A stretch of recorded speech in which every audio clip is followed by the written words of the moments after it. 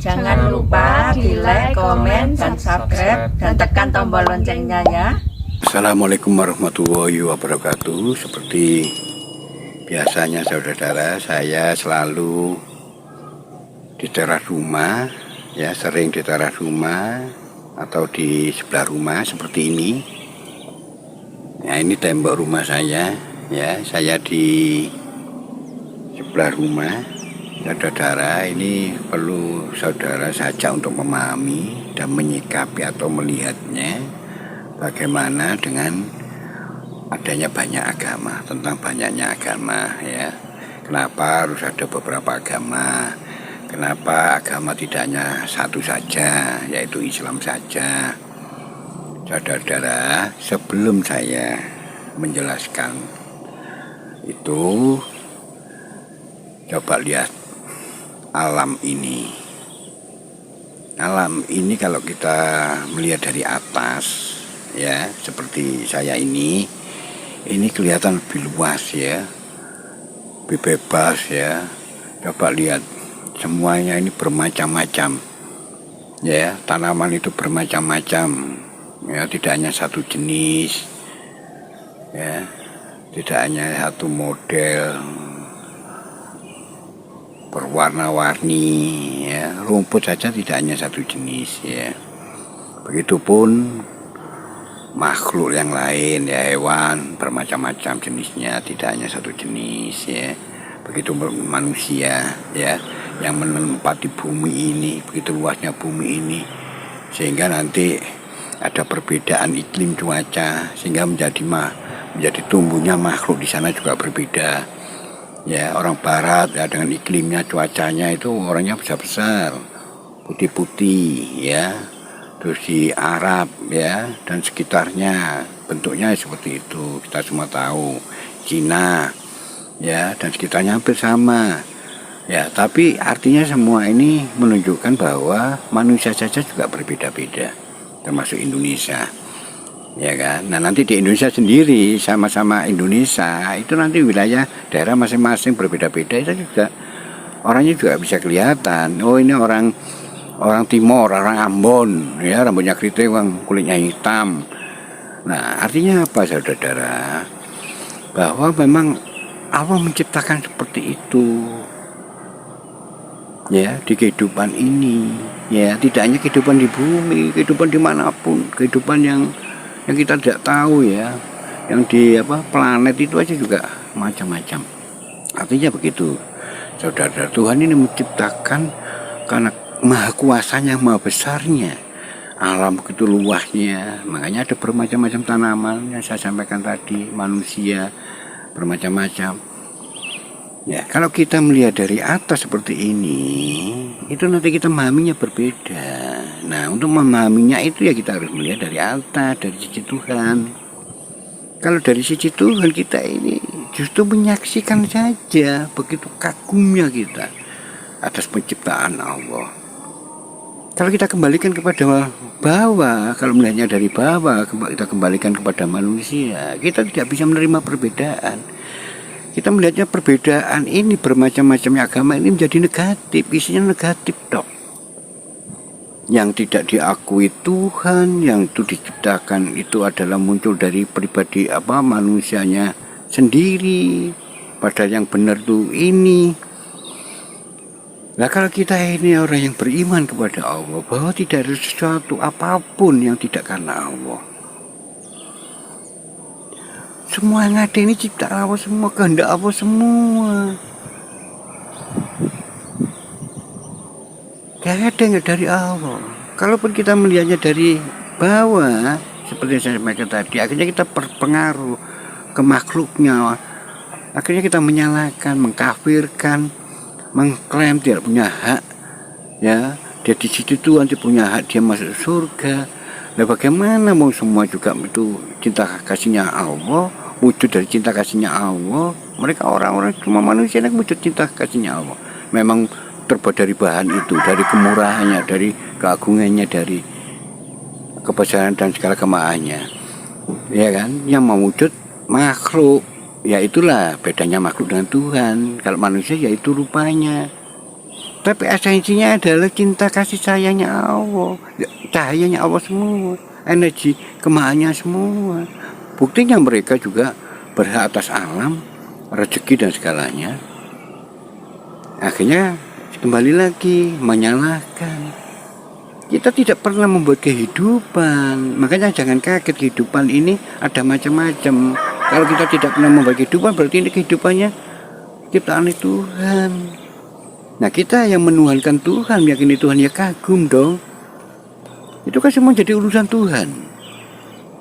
Ya kan? Dan urusan Tuhan ini, Tuhan memang maha, jadi membuat binatang saja ada yang jahat. Tapi bukan berarti Tuhan yang jahat. Macan itu jahat. Ada yang berbisa, membunuh. Bukan Tuhannya pembunuh, Tuhan maha berkarya. Semua itu ada hikmahnya, ada hubungannya dengan kemahan yang lain. Kalau kita ini melihat dari si makhluknya memang selalu masuk wilayah, selalu berada di wilayah baik buruk, elek api, enak enak, mulek. Ya saudara, nggak ada semua itu kalau kita melihat dari sisi atas, dari sisi Allah. Yang hanya Allah yang bisa kita lihat, pengaruhnya Allah, pengaruhnya hebatnya Allah. Kita lihat wujud makhluknya itu bermacam-macam, agama bermacam-macam dan sebagainya. Nah, kalau kita melihat kenapa ada munculnya agama, nah itu kan ada hubungannya dengan luasnya manusia, banyaknya manusia, luasnya alam. Nah, orang-orang dahulu yang keberadaannya di A misalnya, ya kan, di Cina misalnya, keberadaannya di Cina. Nah, Tuhan memberikan perbedaan. Ada manusia-manusia tertentu, ya, ini dibuat Allah khusus, diberi hati yang sangat luas, sehingga ada potensi dia ikatannya lebih kuat kepada Allah. Dia selalu fokus untuk pencarian kepada Tuhannya, kepada Allah, pencipta alam, ya, kehidupan semua ini. Nah, dalam perjalanan pencarian ini hatinya semakin luas, semakin terbuka, ya, semakin tercerahkan. Dia mendapatkan, mengalami petunjuk, mengalami segala macam, ya, semakin. Nah, di situ akan semakin pencariannya semakin tinggi, rasa keamanan semakin Tuhan semakin tinggi. Nah, itu akan disampaikan kepada mungkin dulunya ya 1-2 orang. Nah, karena fokusnya hidupnya ke sana, dia kembangkan dirinya untuk pencarian Tuhannya. Dan ini juga manusianya di sana juga, manusianya ya di sana, orang-orangnya ya orang-orang di sana, itu disampaikan. Ini berkembang terus akhirnya kapan dan di mana, ya itu urusan mereka, urusan waktu itu akhirnya menjadi agama. Nah, mungkin Kristen mungkin, atau Buddha kalau di Cina, ya di Hindu, ya kan, itu juga mungkin ya seperti itu juga, saudara-saudara.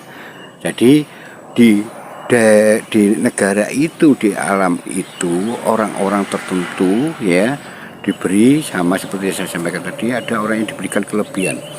Fokusnya ke Tuhan, dia pencarian kepada Tuhannya, dia hatinya lebih luas. Tugasnya memang hidupnya untuk dibuat seperti itu. Akhirnya dia menyampaikan 1-2 orang itu berkembang menjadi agama, wadah yang lebih luas. Ya kan, wadahnya orang-orang yang memang punya tujuan yang sama, namanya agama Hindu. Nah, Islam pun sama seperti kita ya. Kita ini pemeluk ya Islam ya.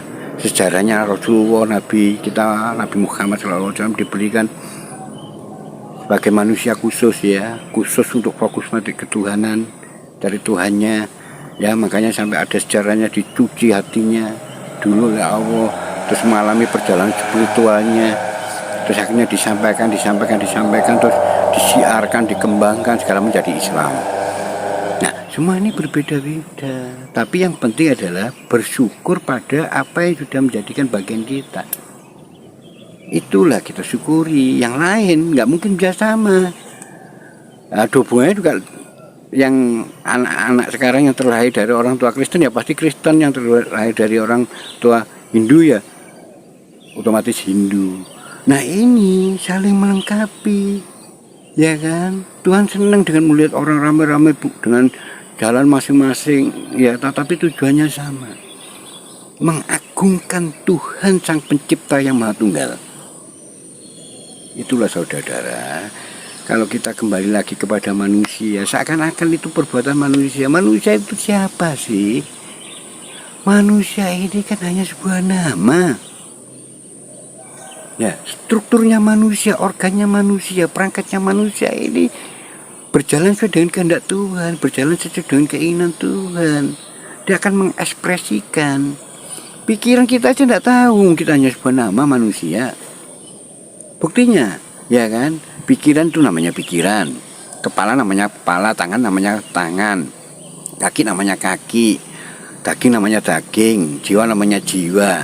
Itu disatukan, saling berkaitan, berhubungan, dan kerjanya ini karena Tuhan. Kita tidak pernah menanam, tempatnya aja tidak tahu, hati aja ditutup kulit, pikiran aja akal kita tidak tahu di mana tempatnya. Nah ini bekerja berkarya ini karena sudah dirancang oleh Tuhan, disistem oleh Tuhan. Itu nanti akan terekspresikan, akan menghasilkan karya dari manusia seperti ini. Kalau binatang begini.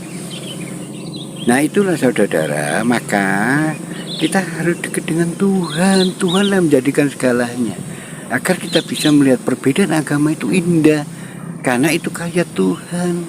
Tidak ada karya manusia. Manusia itu diciptakan Tuhan. Seperti sepeda motor. Motor itu tidak pernah menciptakan mesinnya, yang menciptakan itu penciptanya. Makanya motor yang cc 110 tidak akan pernah bisa, walaupun doakan seperti apa, menjadi kecepatannya yang 200 cc. Dia bekerja sesuai dengan apa menjadi sistem di situ. Nah manusia pun sama, dia akan bekerja sesuai dengan rancangan Tuhan, ya kan, dengan sistem yang sudah dibuat oleh Tuhan, dengan waktu yang sudah dirancang oleh Tuhan lah, dengan umurnya, dengan waktunya, juga dengan alam ini, ya kan. Itulah saudara-saudara, kita sudah saatnya ya tidak menyalahkan. Ya justru kita ini harus sadar, kalau kita merasa hebat, merasa paling benar, merasa paling dekat, bukankah itu justru kita ini negatif?